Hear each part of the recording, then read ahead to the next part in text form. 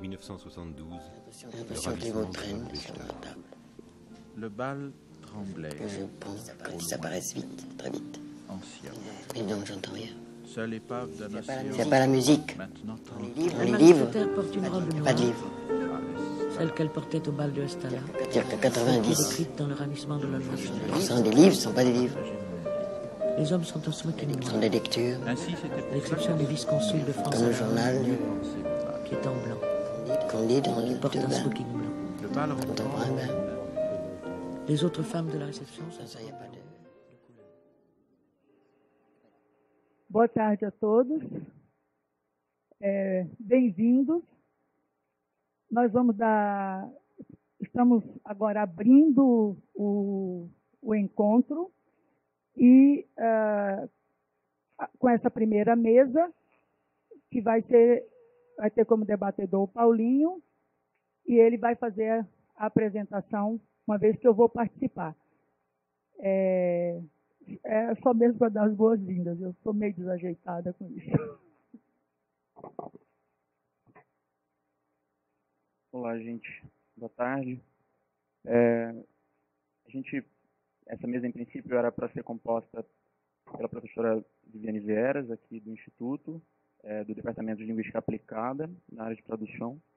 O professor Pedro Eleodoro Tavares, do Departamento de Letras Modernas da USP, na área de alemão, e da professora Maria Rita Salzano Moraes, que é daqui também, colega da professora Viviane, do Departamento de Linguística Aplicada, na área de língua estrangeira. Infelizmente, a professora Maria Rita não pôde comparecer por questões de saúde na família, então contamos com os outros dois trabalhos.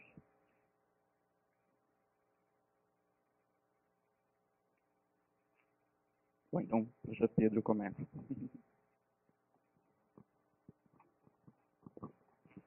Bom, muito boa tarde a todos e a todas, né? É um grande prazer estar aqui no IEL, na Unicamp. Eu vinha comentando até agora com o Paulo aqui, em particular, o centro de estudos que eu acho que eu vejo maior identificação com as temáticas dos meus trabalhos, que envolvem justamente, né, desde sempre, as relações entre letras, sobretudo germanísticas, com a psicanálise, né? Minha primeira área de atuação profissional. Mas particularmente queria agradecer a todos os envolvidos na organização do evento, agradecer o convite que foi feito, né, professora Viviane, professora Sueli, Nina, né, Paulo, desculpe se estou esquecendo aqui outros nomes, mas muito obrigado mesmo. O título do meu trabalho, vocês têm aí a transferência do tradutor ao traduzido, limites da interpretação na tarefa renúncia. Né? Talvez ao longo da execução do trabalho ele sofreu uma certa anamorfose, mas ele continua tocando essas temáticas, com certeza. Né? Mas talvez ele pudesse ser rebatizado como alguma coisa em torno de metáforas elementais da tradução em Freud e Flusser. Bom, trabalho então. Em análise terminável e interminável, ou finita e infinita, Sigmund Freud apresenta o psicanalizar, seu fazer clínico, juntamente com outros dois fazeres, a saber, governar e educar, como algo da ordem do impossível. Seriam impossíveis por sempre alcançarem somente sucessos parciais e insatisfatórios. A essas profissões ou tarefas, ditas impossíveis, gostaríamos de evidenciar o acréscimo do fazer tradutório. Jacques Derrida, autonomiado um amigo da psicanálise e, aliás, um dos grandes responsáveis por intensificar os diálogos entre os estudos da tradução e a psicanálise, é que nos lembra em seu Détour de Babel o double bind imposto à tradução, ao mesmo tempo necessária e impossível. Jogando-se com a homofonia, obtém-se do título desse escrito de Derrida Das Torres, Détour, e Desvio, Détour. Eis aí algo que nos mostra já a primeira grande impossibilidade da tradução: preservar os mesmos equívocos e ambiguidades provocados pelo som ou pela forma no trânsito de uma língua para outra. No transporte da tradução, e é como transporte que queremos aqui evidenciá-la, sempre algo se desvia, sai dos trilhos, algo delira, no sentido original do traçado feito pelo sulco do arado, formador da lira, o monte de terra revolvida ao seu lado. Entretanto, nesse trilho sulcado pelos escarificadores do arado, os desvios delirantes da tradução são muitas vezes o que há de mais fecundo. São nos filhos tortuosos por ela abertos que se lançam as sementes e ali algo pode florescer. A tradução, conforme Monin, é muitas vezes a condição para que o texto, a escrita, se completem. Uma gestalt aberta no texto-fonte pode finalmente vir a se fechar em uma tradução. Ela é sempre uma reescrita, e a escrita, como nos lembra Wilhelm Flusser, tem em si o gesto violento do entalhe, do corte. Como vemos com Goethe, no write em inglês, está o que no alemão derivou para o ritzen, arranhar, e a partir do proto-germânico, vitanen, rasgar, rachar. Já o latino scribere e o nosso escrever, ou o alemão schreiben, remontam ao riscar com o objeto pérfuro cortante, o stylus, com o qual o atravessador de fronteiras linguísticas clandestinamente atravessa os detectores de armas e outros perigos potenciais. Nessa trilha, porém, o grafen grego, o grafar ou gravar portugueses, são parentes do graben alemão. Escavar para enterrar um corpo, sendo o substantivo grab, a cova, begräbnis, o enterro. O tradutor escritor que completa o texto traduzido em seu double bind necessário e impossível, coautor, complementador, pode ser o trabalhador da terra, que ao escavá-la com sua reescrita, tanto faz às vezes de agricultor quanto de coveiro. As escavações da terra aparecem na obra de Freud, por sua vez, como o ofício do arqueólogo, mostrando as camadas da história, de Schichten der Geschichte, aparentemente mortificadas, mas que pulsam no inconsciente, descrito em Um Mal-Estar na Cultura, em comparação com a cidade de Roma, na qual coexistem as épocas nas edificações dos tempos de Césares, da República, do Renascimento e da atualidade. A temporalidade inexiste no inconsciente, fazendo conviver os mortos com os vivos, o passado com o presente e o futuro. Numa análise, o que está aparentemente morto e enterrado ganha vida ao ser trazido à superfície do discurso. Na psicanálise, a palavra se escande na paquilavra, numa lavoura arcaica do psiquismo, que por vezes soterrado pelo recalque. Se metafores é a palavra que lemos escrita nos caminhões de mudança da Grécia moderna, porque é sempre de um transporte que nela se trata, passemos da metáfora da terra para a das águas ao tratarmos dos impossíveis fazeres tradutório e analítico. Claro que aqui não poderíamos deixar de pensar na travessia de Caronte, barqueiro que leva as almas sobre o rio do Aqueronte, entre o mundo dos vivos e o mundo dos mortos. O rio infernal, aliás, é o que aparece na epígrafe da obra fundamental da psicanálise, a interpretação dos sonhos de Freud. Né? Ali, sem traduzi-lo, na obra que funda a psicanálise, com remissões comparativas dessa prática ao fazer tradutório, seu autor nos apresenta de forma enigmática os versos da Eneida de Virgílio, Flecteris neco superos, Acheronta movebo. No inconsciente freudiano, feito rio do submundo, os tempos confluem. Confluem nele também as moções de amor e de ódio, o negado e o afirmado. Muito embora o analista Caronte, ao introduzir seu remo ao cajado nas águas até o ponto estanque do leito desse rio, faça com que a barca de Van aponte certos rumos do curso no discurso do analisante. O analista aí conduz o tratamento, não o curso das águas da vida a que está lançado o viajante. Eis um limite que aponta para as impossibilidades de se chegar a uma terra firme e definitiva, sem que se poupe o viajante das intempéries na constante ameaça do iminente naufrágio. Lembremos que Freud caracteriza a psicanálise como um Seelenbehandlung, tratamento da Seele, da alma, que na língua alemã está relacionada às águas dos lagos, der See, ou dos mares, die See. De acordo com Greber, a palavra derivaria de See, significando Seele, zum Seele gehören, quer dizer, pertencente ao mar. Shakespeare faz assim a desesperada Ofélia diante do impossível se afogar nas águas da loucura. Os loucos eram excluídos da terra firme, embarcando na nave dos incessatos de Sebastian Brandt.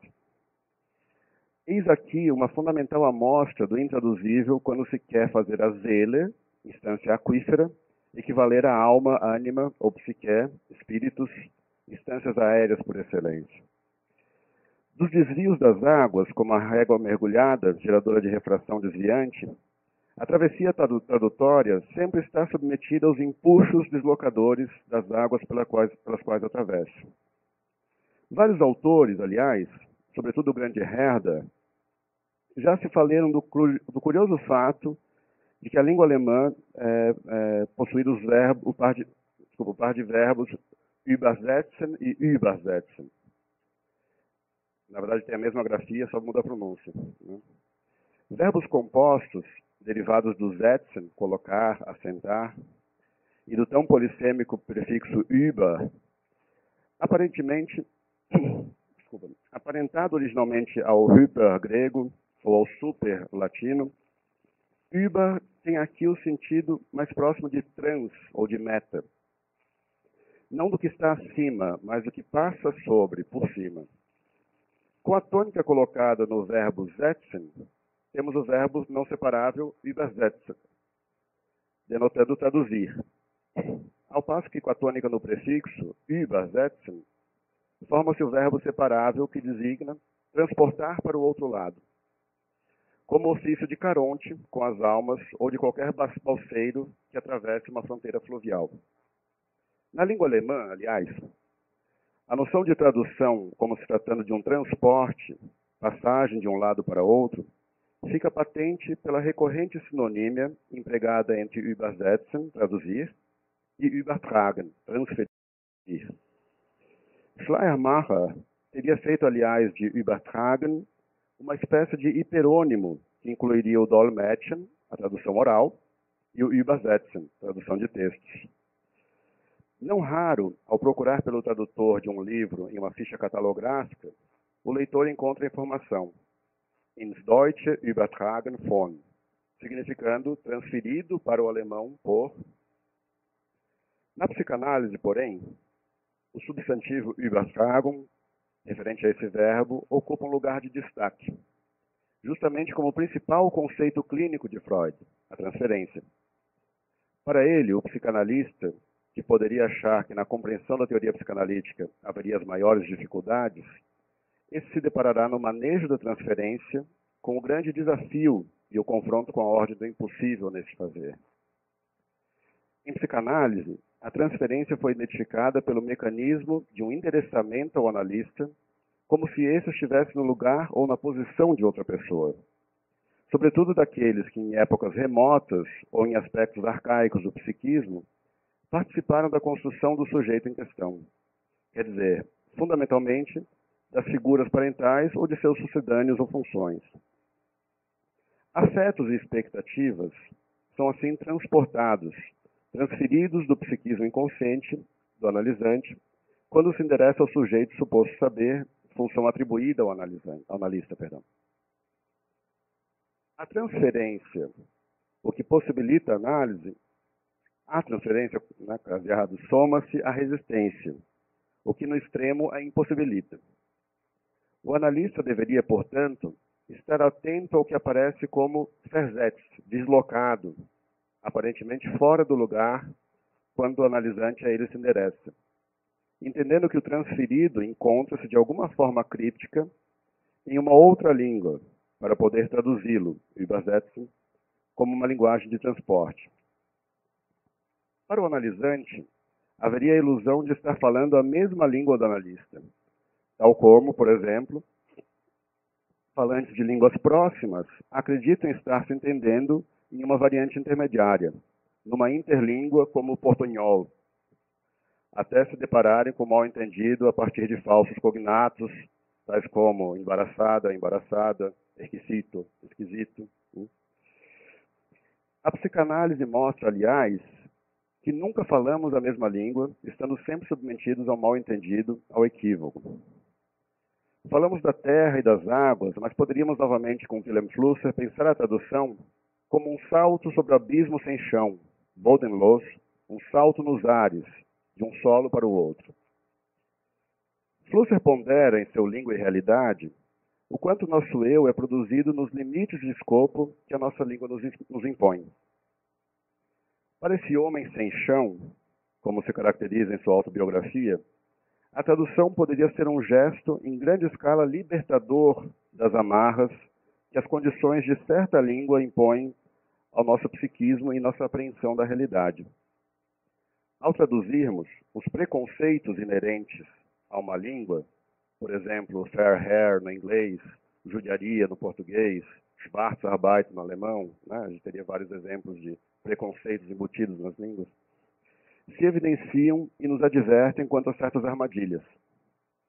Estar suspenso no ar, bodenlos, sem chão, seria um passo de necessária e impossível despersonalização, alienação das amarras imaginárias impostas da língua ao eu nela fabricado.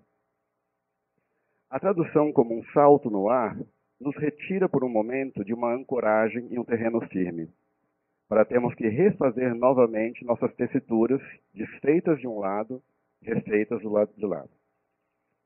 O tradutor seria, assim, um teleportador que desintegra o ser na cabine de emissão e o reintegra na cabine de recepção. Dos riscos de um teletransporte, entretanto, nos lembra o filme de Kurt Neumann, posteriormente refilmado por David Cronenberg, The Fly. Vocês devem lembrar um clássico meio kitsch, mas bem interessante do cinema. Nessas peças cinematográficas, baseadas no conto de Langelmann, um cientista desenvolve um método para teleportar uma pessoa de uma cabine para outra. O teste funciona bem com um macaco, que é desintegrado e reintegrado com sucesso. Quando experimenta em si mesmo seu invento, o cientista não percebe que uma mosca caseira entra com ele na cabine emissora, sendo com ele desintegrada para se fundir em um só ser na segunda cabine, fazendo com isso a história de ficção científica se transformar em um filme de horror. Muitas vezes, tão invisível ou desprezado pelos leitores de um texto em versão, quanto foi a mosca no laboratório de Brundle, é também o tradutor, que advertidamente ou não, entranha-se no texto vertido e na reintegração funcional do texto da língua de chegada, podendo com sua participação tanto inseminar quanto parasitar o autor do texto de partida. Assim, o analista é também insistentemente convocado pelo analisante a participar de sua realidade, parasitando o seu discurso quando é transferência e atendendo às demandas de amor e ódio endereçadas pelo sujeito que fala no divã. Na psicanálise, vem afinal a alusão imaginária derradeira quanto aos elementos de composição, paradoxalmente também de decomposição, o fogo. O fogo é o fármaco da transferência. Freud alude em Observações sobre o Amor Transferencial ao dito de Hipócrates, cito: as doenças que os remédios não curam, o ferro cura. As que o ferro não pode curar, o fogo cura. E aquelas que o fogo não pode curar, devem ser consideradas inteiramente incuráveis. O amor de transferência é o patos que pode encaminhar o tratamento. O fogo ameaçador, que a tudo pode destruir, é a única condição do tratamento. Já na tradução, revive-se o mito da fênix, quando o texto entregue à fogueira da decomposição das palavras da língua que o geraram, deve renascer de suas cinzas em outras carnes, ossos e penas, em outros sons, estruturas e acepções. Na tentativa de transporte do essencial, nas traduções e nas análises, a essência tende à dispersão. Essência remete, afinal, ao perfume. O líquido, que entrega ao calor do fogo, se dispersa no ar. A alma, vimos ser líquida quando alemã, mais aérea em outras concepções, como em ânima ou psique. O hálito úmido e quente soprado nas cavidades da terra fria. Na noção grega de metempsicose, as almas migram voando pelos ares, não como a terrível mosca de Brundle, The Fly, mas como borboletas, butterflies. Aliás, outra acepção de psique no grego. Mas nunca a essência perfuma do mesmo modo um novo corpo. Na análise e na tradução, o jogo infinito e paranoico das metáforas, necessário em larga medida, é no limite o grande ameaçador de seus fracassos. Lembramos aqui o equívoco presente na Aufgabe benaminiana. O transporte metafórico diz muito da tarefa desses fazeres, mas há que se defrontar, tanto o analista quanto o tradutor, também com a necessária renúncia diante das impossibilidades dos transportes e formações de sentidos. Se o jogo com o sentido se dá nos encontros do imaginário com o simbólico, o sentido deixa de fora o real. Aí é quando, paradoxalmente, a competência se manifesta pela renúncia da introdução, da não interpretação. Evidenciar o que escapa à produção de sentido e onde se deve cessar o jogo substitutivo pode aparecer nos cortes mudos das intervenções analíticas, nas rupturas com as leis de aglutinação e separação dos sons em uma escansão. Na tradução, por seu turno, mais do que tornar doméstico o que é estranho, o sucesso pode também se dar no evidenciar o estranhamento a partir dos elementos domésticos. Quer dizer, mais do que fazer a mediação entre o estranho e o familiar, podem nesses fazeres, a tarefa-renúncia, estar em mostrar a estranheza na aparente familiaridade, bem como a familiaridade na aparente estranheza.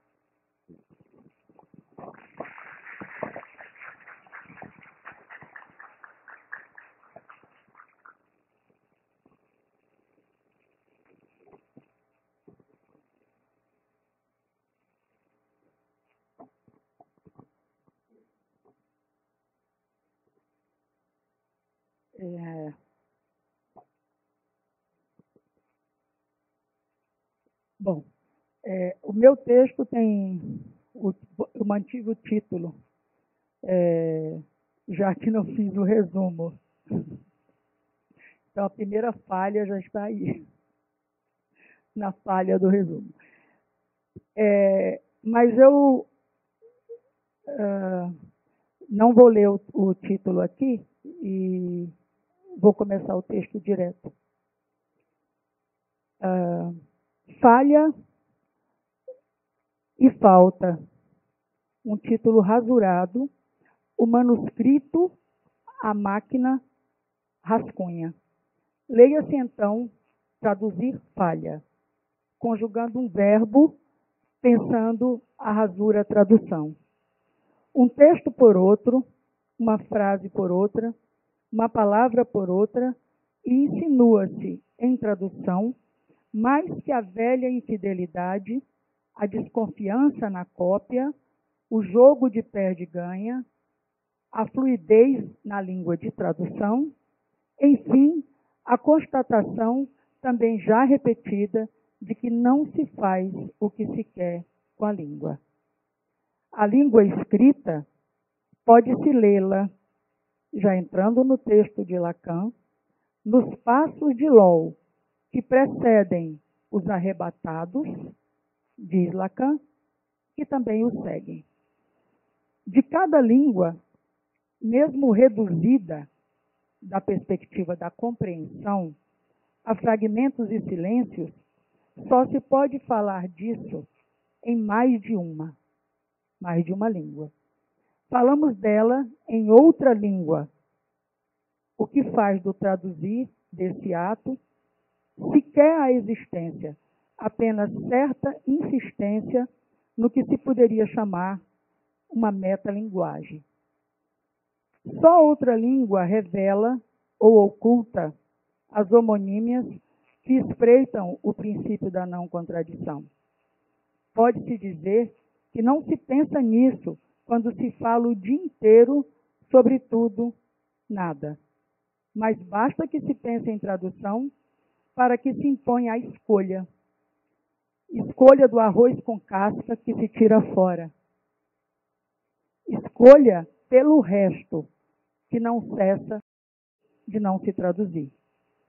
Detenho-me no título de Lacan, homenagem a Marguerite Duras, e não deixo de ler nele uma homenagem, o galanteio do homem, vassalo do suzerano, mas no caso de uma mulher, o amor cortês de Lacan. O ravissement tomado como um Heimlich de Freud. No início do texto, arrebatamento, arrebatada, arrebatadora. Menos para trazer matizes de significado que para insistir em se desembaraçar do sentido, para sublinhar o enigma, a cifra que se impõe. Também, lendo ainda Lacan, quando lhe saltam aos olhos os anagramas, Saussure decide interrogar o monstro que perturba a sobrevivência da língua. O autor consultado por Saussure jamais responde. Entendo, como Ciscar, que não se trata de uma busca ingênua da intenção do autor, por parte de Saussure. Ela é fruto de uma... Estou citando Ciscar, ela é fruto de uma inquietação do analista que busca controlar a lei do acaso.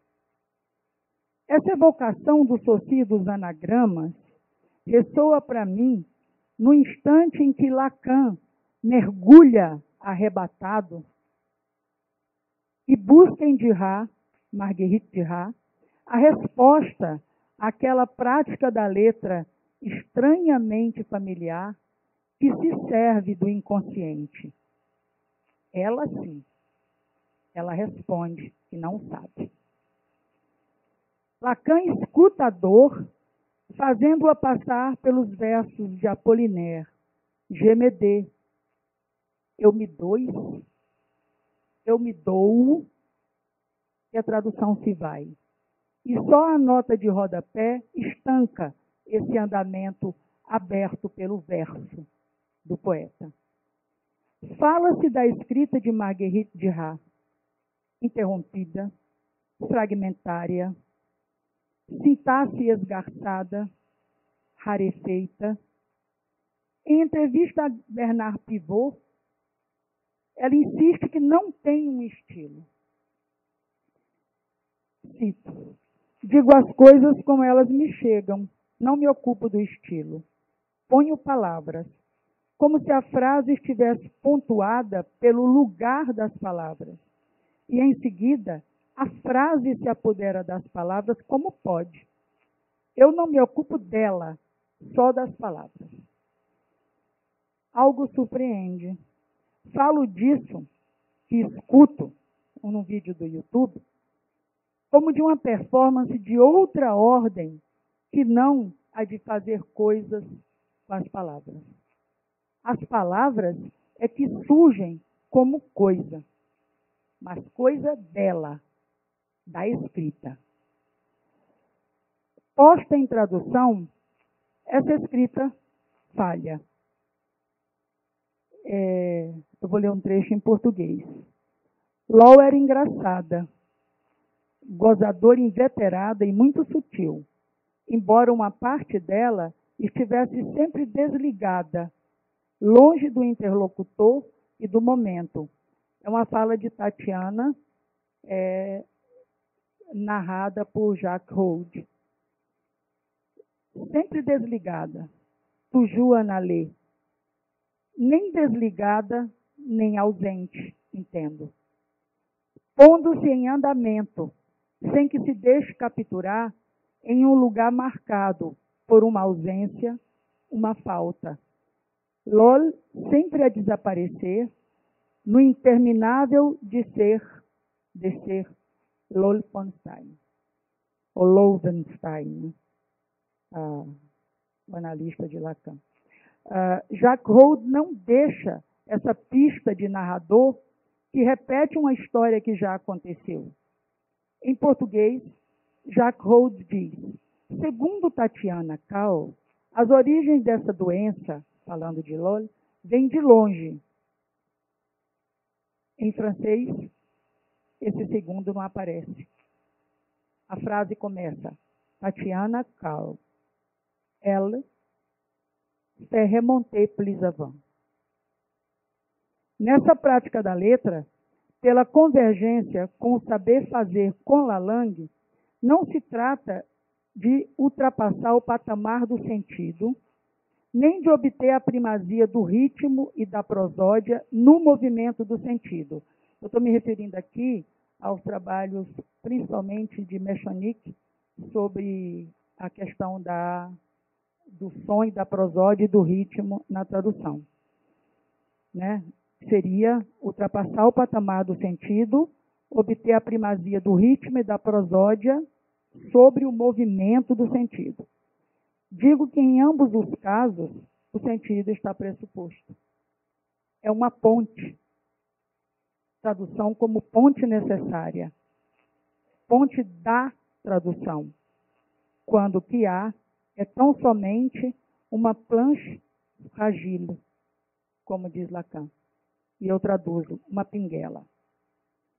Não há estilo. Há a palavra buraco, que só é possível fazer ressoar. O gongo vazio, de Marguerite Duras. Palavras que escoam nesse reino perfurado de todos os lados. Não há estrutura, como diz Barthes. Há um estruturar-se. Retomo, então, nesse momento, a epígrafe do último trabalho que escrevi dentro desse texto. É uma epígrafe retirada de A Vida Material, de Marguerite Duras. Escrever não é contar histórias. É o contrário de escrever histórias. Em entrevista a Xavier Gauthier, ela diz: as mulheres ainda estão no romance. A maioria. Não falo por mim, pois não acredito que sejam romances o que eu faço. Como tomar essa escrita de Marguerite Duras, teoricamente, quando tal escrita é um deixar-se levar, um abandonar-se às oscilações, aos transbordamentos, aos represamentos? Lacan tem a resposta dele nessa homenagem. Ele se introduz na engrenagem de Raziana em um arrebatamento decidement subjetivo. Decidement, de caedere, que é cortado, traduzido por decididamente, mas que prefiro traduzir por definitivamente. Definitivamente, trazendo aí a morte, definitivamente subjetivo. Lacan dá testemunho dessa prática da letra, convergindo, inclinando-se ao saber fazer inconsciente, fazendo de la langue, língua morta, uma língua marca, que não se submete às amarras do sentido, nem às amarras do comunicar. Nesse traduzir falha, o que se faz, uma tradução, viola o princípio da não contradição, justamente porque não se fala apenas de uma tradução entre outras, porque há sempre, como Pedro mostrou aqui, mais de uma possível. Uma tradução boa, uma tradução correta, uma tradução verdadeira, uma tradução melhor. A descoberta de Freud de que há inconsciente, lapsos, sonhos, atos falhos, xistes, disso que fala, que se escreve a revelia do falante, afeta tanto ele quanto quem fala. Há em cada locução algo de que o falante, o que escreve, o que traduz, definitivamente não é mestre. Há na tarefa do tradutor, também nela, um saber inconsciente, não sustentado por um eu que sabe, compreende. E traduzir falha, obriga-o a acatar em sua prática esse saber que não pode ignorar. A parte que escreve, a parte mulher, não a parte que pensa. Escrevam la langue, diz Lacan, e acrescenta, escrevam junto e dá um destino a esse acontecimento. Faz valer a raison pongiana, e em vez de um saber fazer essa prática da letra que se deixa levar em tradução e que, por vezes, pode ser dita, como diz Derrida, uma tradução relevante.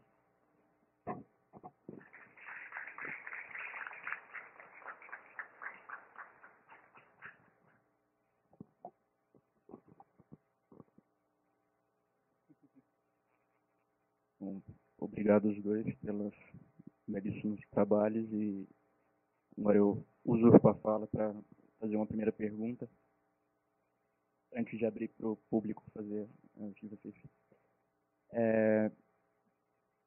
Eu queria fazer uma pergunta que parte da apresentação do Pedro para a apresentação da Viviane. Pedro, você trouxe a questão do impossível e dos detours, né? Dos desvios e tal. E falando de passagem, falando do Caronte, de uma possível aproximação entre o analista como aquele que dá passagem, faz com que passe, né? E o tradutor também, como aquele que faz com que passe de um texto a outro, lê passando. Tem talvez uma mosca que eu queria saber o que você pensa disso, assim. O fato de que, no caso da análise, o sujeito procure um analista para dizer a ele a sua queixa, não se reproduz no caso da tradução, porque no caso da tradução quem se dirige ao texto é o tradutor, né? Embora as injunções sejam várias de por que um texto é traduzido, de certa maneira o texto não é paciente. E nessa impaciência do texto, que coloca o tradutor, enfim, o tradutor se coloca nessa situação do je me deux, né, que a Viviane falou, que eu me dois, eu me dou, pensei em eu me dou, que coloca o tempo todo a falha como algo a ser traduzido enquanto falha, né, não ser soterrada, ser finitizada, porque a ideia justamente é que isso não se cessa, né. Se isso não seria também algo com relação à posição que de uma transitividade em jogo diferente, né, em sentidos diferentes. A direção talvez seja a mesma, mas os sentidos são diferentes no caso do psicanalista e do caso do tradutor. Esse je me deux se coloca em lados diferentes, eu acho, desse jogo texto-tradutor, analisante e analista. Que vocês falam um pouco sobre isso.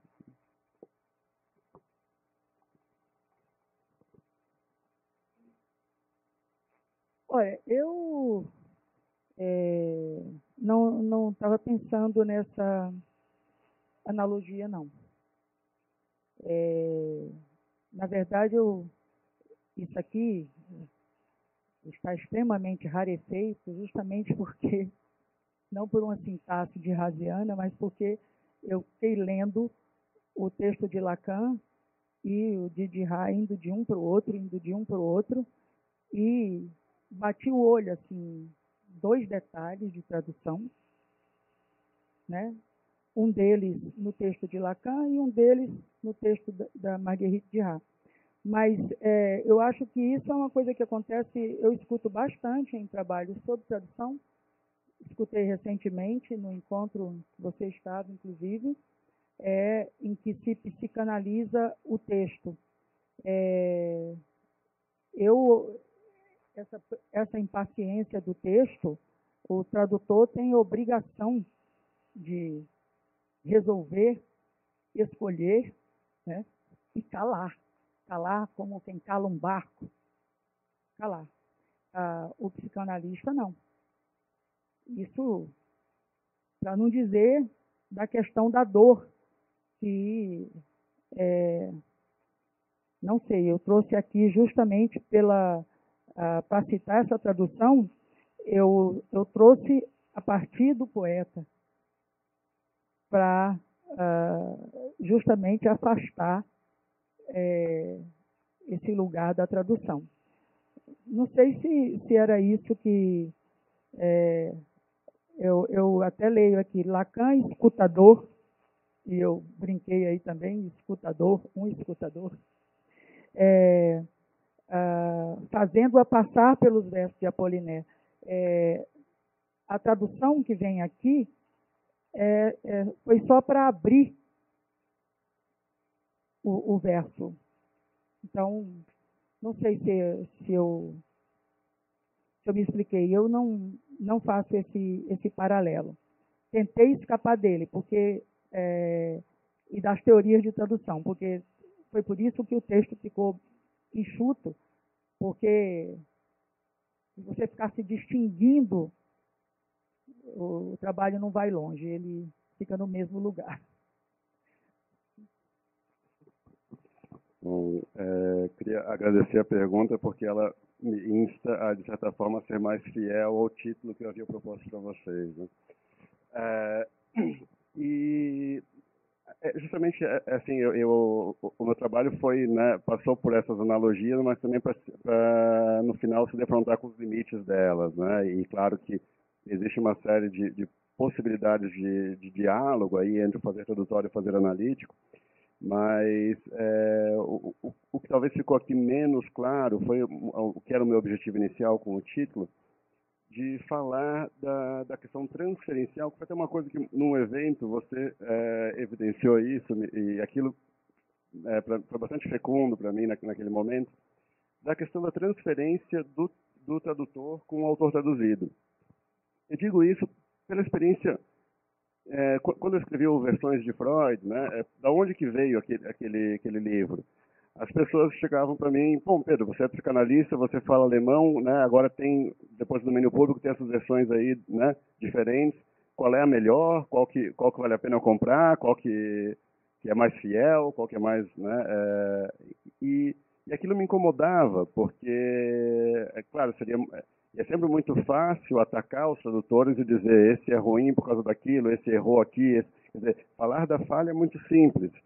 Mas a minha intenção maior ali foi talvez falar de um lugar transferencial. Quer dizer, Freud é um autor muito fecundo para isso, para a questão das abordagens, né? Você pode abordar Freud e aí a sua transferência de tradutor-coautor vai passar por aí como um grande mestre da prosa em língua alemã, né? Como eu acho que é por onde passa a tradução do Paulo César, né? Ou como aquele que desenvolve um método clínico, né? Ou como um grande autor da cultura, ou seja, quer dizer, você pode, por diferentes bordas, tomar esse autor, né? Então, aí que eu vejo a questão transferencial também, quer dizer, você pode, às vezes, como analista, escutar alguém falando de uma outra pessoa, né? Sei lá, você atende, de repente, 2 alunos que estão na mesma turma e um vem falar de um professor tirano, o outro de um professor magnânimo, né? De repente, você, como analista, uma hora se surpreende que eles estão falando do mesmo professor. Mas, espera aí, né? Como é que pode? Né? Então, é aí que eu vejo essa experiência, né, tradutória com um aspecto transferencial, de fato. Quer dizer, existe aí uma dualidade que é inerente a esse fazer, né, esse aspecto dual, que é a tentativa de outrar-se, para pegar, né, aqui o gancho com o que se fala, né, no grupo, essa busca de dar voz ao outro, né, mas sem nunca poder, de alguma forma, se destituir completamente da sua voz. Né? Então, quer dizer, esse limite aí é sempre também o grande desafio. Né? Quer dizer, você está tentando ali, ao traduzir, né, trazer um outro ao outro, né? Você tem que trazer um outro, né, de um autor de uma língua estrangeira ao outro leitor da língua da língua de chegada, mas, enfim, não há passagem aí se tem algum elemento, seja a mosca, o barqueiro, né, ou como a gente for pensando. Bom, agora a gente abre para perguntas.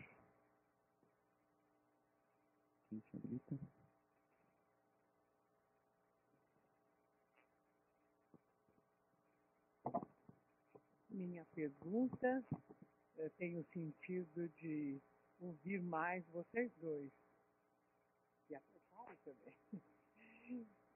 Porque eu quero partir da questão da interpretação como um lugar que separa o tradutor do analista ou a tradução da prática psicanalítica. Eu queria que vocês respondessem a isso.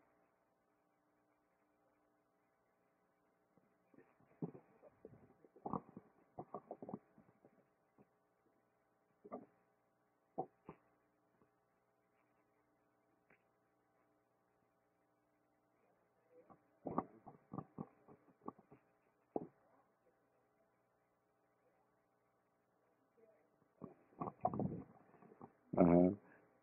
É. Não, e a palavra interpretação é uma palavra a ser interpretada. Por que que eu brinco com isso, né? Justamente a Viviane colocou isso, né? De que, bom, Lacan insiste, né? Quase que um mantra, o não haver metalinguagem, mas se não há metalinguagem, quais são os limites da metalíngua? Né? Quer dizer, de uma certa forma a gente consegue pensar melhor uma língua a partir de outra, né? Eu falei do Flusser, do Língua e Realidade, que eles, mesmo sendo um autor de expressão alemã, ele fez questão de escrever esse livro em português, que era uma língua estrangeira para ele, porque ele dizia que era uma forma de ele conseguir melhor interpretar o alemão, né? Quer dizer, desde fora da língua. E aí eu vou me valer justamente do não casamento entre as línguas, né? Do que separa as línguas. No alemão, para interpretação, a gente poderia utilizar diferentes significantes.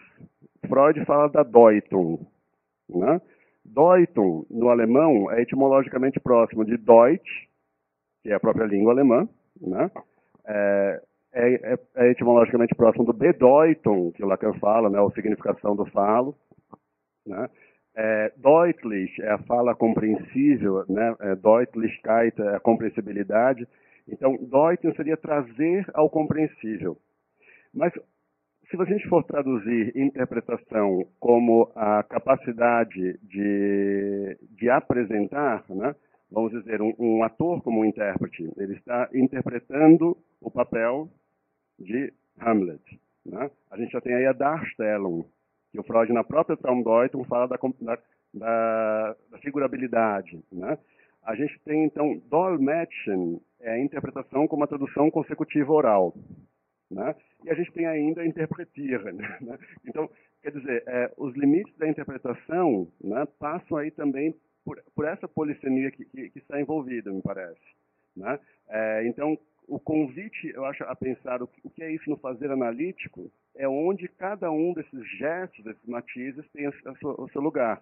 Quer dizer, às vezes a Darstellung é por um gesto do analista, não é por um significante, não é por uma fala, é por um gesto, né? Às vezes o Dolmetschen é de mostrar o que tem de estrangeiro na fala daquele sujeito que acha que diz algo familiar, né? Às vezes a Deutung é, de repente, de confrontá-lo com aquilo que parece tão enigmático e que ele mesmo mostra o que é evidente. Então, eu acho que aí é estar atento a essas matizações da interpretação, na verdade, né?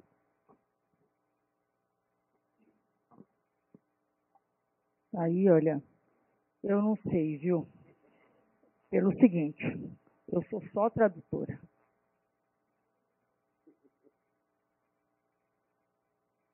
Só fiquei no divã terrível. E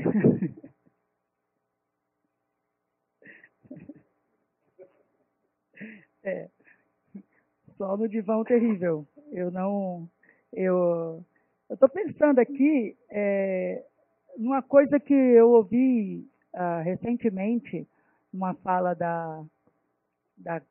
um curso que a Cláudia e a Nina estão dando no Outrarte, e nós estávamos retomando o amor da língua de Milner e retomando aquela pergunta, né, o que é a língua se a psicanálise existe. Num trabalho que eu apresentei há 10 dias, 15 dias, nem lembro mais, em João Pessoa, eu retomei essa frase para dizer o que é a tradução se a psicanálise existe. No sentido daquilo que, para mim, como tradutora, que efeitos essa existência ou insistência da psicanálise trabalha e passa, para mim, por uma coisa que eu descobri logo que eu comecei. Na verdade, eu descobri a tradução fazendo a minha tese sobre Freud, porque eu não sei alemão e todos os xistes eu tinha que ler na nota de rodapé. Então, era aquele riso, um xiste a cobrar. Quer dizer, você... Aí depois diz, a senhora aceita a ligação? Aí você diz, aceito.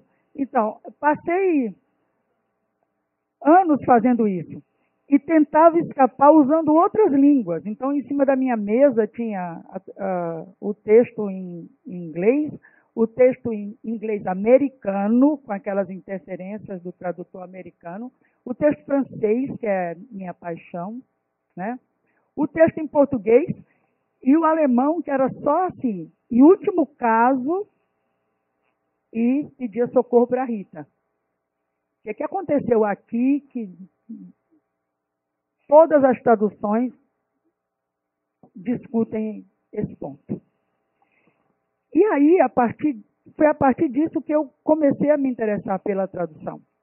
Por essa tradução, justamente, que não toma, vamos dizer assim, que por mais que eu tenha minha formação toda de linguista, e linguista aqui do Departamento de Linguística, nota 7, na CAPES, e com a minha formação em todas as áreas, fonética, fonologia, semântica, pragmática, sintaxe, gerativa e tudo mais, com tudo isso, foi uma questão que a gente discutiu há pouco tempo, que eu escrevi no outro trabalho que eu deixei aqui do lado, né? Que seja possível uma tradução que encene o desejo do tradutor, dado que fora das trilhas da ciência linguística, não se tome a língua como objeto externo aos falantes, objeto dado, ignorando o fato de que são causados, feitos pela linguagem. Né? Porque basta você se defrontar com um equívoco, um GMD, né? Que você pode levar longe, ainda mais eu que sou lá do Nordeste, dá para ainda mexer com a pronúncia, né? E esse objeto que existiria como algo dado, ele se desfaz. Ele se desfaz. E aí, a minha surpresa foi perceber que não precisava ir tão longe, nem...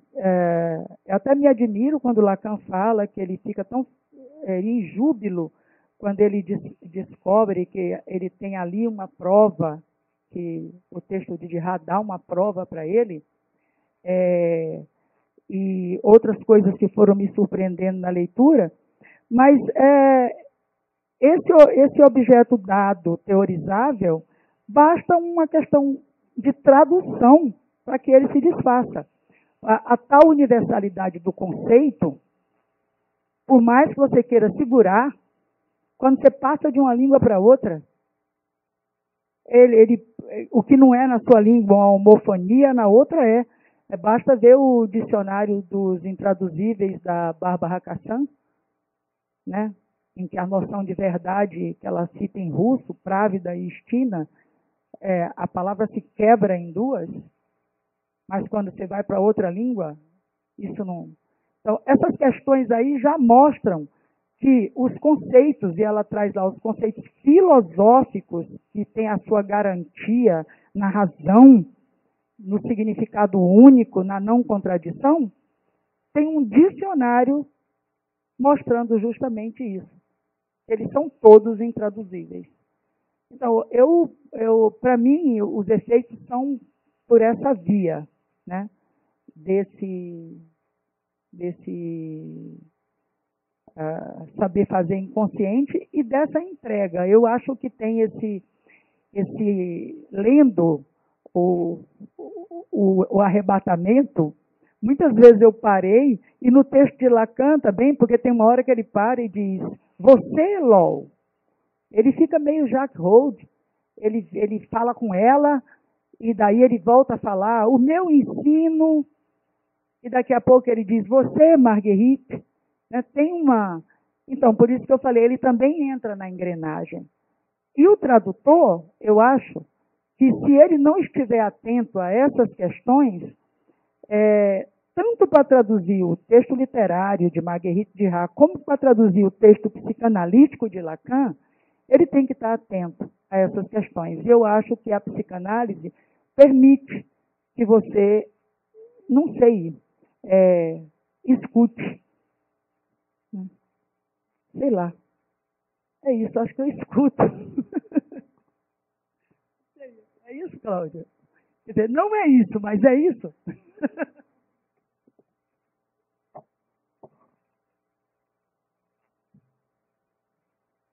Mais alguma?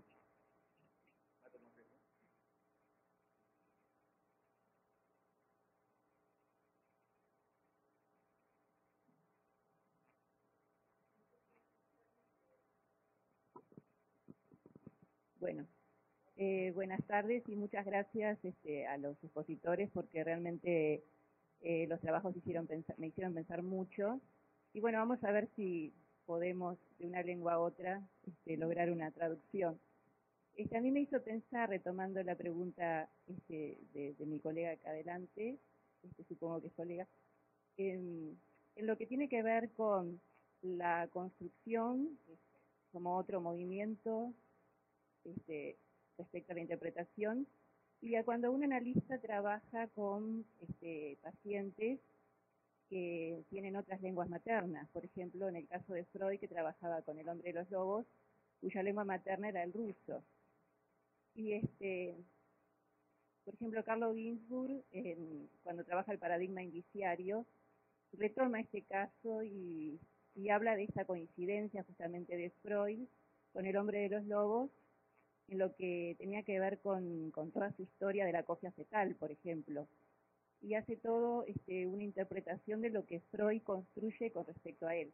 A mí me gustaría preguntar sobre esto, cómo podemos pensar el psicoanálisis como pérdida, recuperación y amarre en algunos puntos de esta traducción, ¿no? Tomando en cuenta que construcción no es interpretación y tampoco es traducción. Pero ¿cómo incide esta diferencia de una lengua a otra? ¿Y dónde estaría allí, por ejemplo, estas coincidencias o diferencias? No sé si se entendió. Por ejemplo, agrego, Ginzburg decía que hubiera sido necesario que Freud conociera un poco más del folclore, por ejemplo, de lo que es el hombre de los lobos en su Rusia natal, y la relación con su nana, la Yaya, para un poco tener esos elementos en relación a lo que significaba haber nacido con cofia fetal y lo que tenía que ver con la historia de los lobos. Pero de todas maneras, quizás el efecto de la construcción de Freud, con la falta que él tenía de ese conocimiento, igual produjo sentidos y sinsentidos, hicieron que ese análisis le viniera, ¿no? Más allá de todos los fallidos que tuvo, porque sabemos bien la historia de que después pasa con Ruth Max Brunswick, y bueno, y todos los devenires del hombre de los lobos.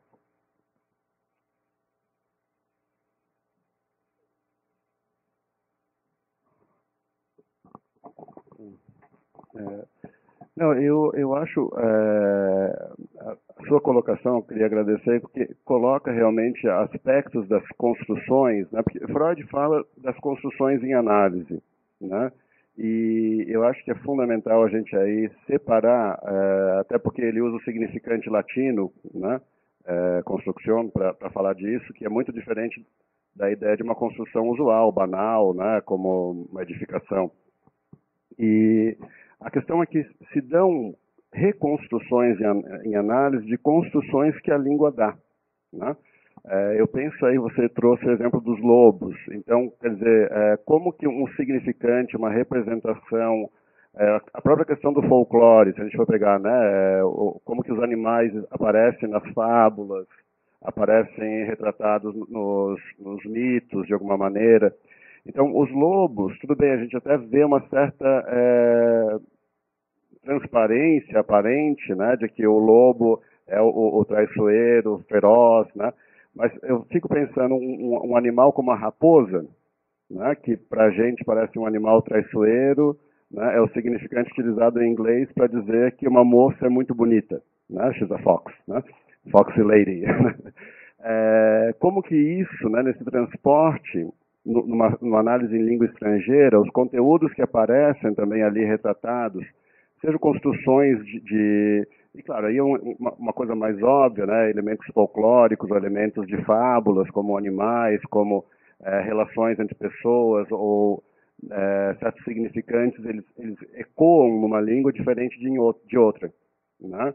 Você pode ter, de repente, algum animal, alguma passagem, algum comportamento ou traço de vestimenta que remeta a determinados valores numa língua e que isso se constrói diferente a partir de outra língua. Como que na própria língua, às vezes, a gente tem esses próprios elementos que podem vir ou por baixo calão, por xingamentos, ou por enaltecimentos, né? A partir de construções, a partir quer dizer, nessa junção, né? Por isso falei muitas metáforas, na junção do imaginário do simbólico, se tenta alcançar alguma coisa do que se pretende universal, mas isso sempre se individualiza na análise, singulariza, né? Então, daí o perigo de que, um exemplo que eu acho interessante, né, se um paciente fala que sonha com cobra, né, em língua portuguesa, a gente pode pensar, esse animal, né, num dicionário de sonhos folclóricos significaria que é traiçoeiro ou que é renovação, mas às vezes mais importante é escutar cobra, né, que é necessário cobra, né? Então, quer dizer, às vezes, se a gente escuta que esse paciente está sofrendo um dilema porque ele emprestou dinheiro para um parente que está agora arruinado financeiramente e ele não sabe se cobra ou não cobra, o sonho diz cobra, né? Então, a gente, né, eu acho que a questão das construções, há que se colocar aí o que é elemento da língua, né, o que a língua força a dizer, mas também o que se singulariza em cada um nesse ponto. Vou aproveitar para fazer um comentário também. Eu acho que a gente não pode perder de vista de que na análise se trata de um fazer com a letra, né? Tem algo da escrita aí, e que a escrita fundamentalmente não tem sentido enquanto traço. Porque é óbvio que é tentador pensar que se Freud tivesse lido Afanasiev, por exemplo, que foi o cara que fez a coleta dos contos eróticos populares russos, que é como se fossem os irmãos Grimm da Rússia, que a Rússia tem é gigantesca, é muito maior que a coletânea dos Grimm, que daria a desdobrar a babochka, a borboleta de que ele fala, a babushka, a avó, né? E, enfim, o próprio dur, que o Freud tira a consequência disso para falar de espírito, dizendo que dur, na língua do paciente, é alento, é o hálito, é o geist, né? Mas, quer dizer, ler isso de uma forma a desdobrar nesse sentido de que talvez se Freud conhecesse mais o folclore, ou etc., tira, eu acho, a disjunção que se fez, e que já em Freud se fazia na psicanálise, entre o sentido e a letra. E isso não seria interessante, porque minimamente seria juntar uma coisa que se dá muito trabalho para separar. E, bom, com relação a esses vieses, se a gente reduz ao absurdo, que Freud não conhecia o folclore e por isso não leu tão bem o paciente, daria para dizer que Freud não sonhou os sonhos dos pacientes. Que pena, né? Se ele tivesse sonhado, ele saberia de que se tratava. Acho que a gente não pode ir por aí. Não é conveniente. Eu prefiro não. Tem mais alguma pergunta?